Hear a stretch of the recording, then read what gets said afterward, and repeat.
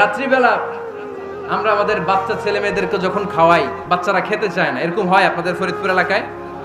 হ্যাঁ, এই এলাকায় হয় নাকি?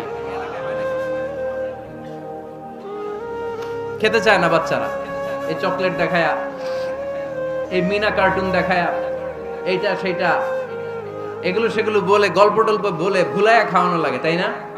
তারপরও খায় না। আমারও ছোট মেয়ে আছে, খেতে চায় না, এইটা সেইটা এমনি সেমনি খাওয়ানো লাগে।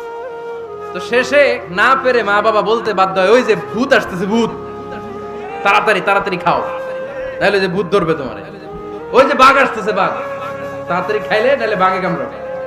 বলি না আমরা? আপনারা কি বলেন? ভূত।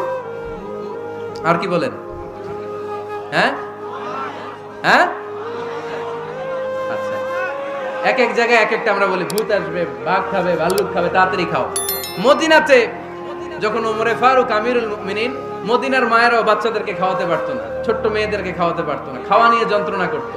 বাচ্চারা যখন মদিনায় খেতে চাইতো না রাত্রি বেলায়, মদিনার মায়েরা বলতো, তাড়াতাড়ি খাও, হা হুয়া ইয়াতি উমর, হা হুয়া ইয়াতি উমর, তাড়াতাড়ি খা, নাইলে ওই যে ওমর আসতেছে, Omar. This is our superhero Sayyidna Omar Farooq রাদিয়াল্লাহু তাআলা।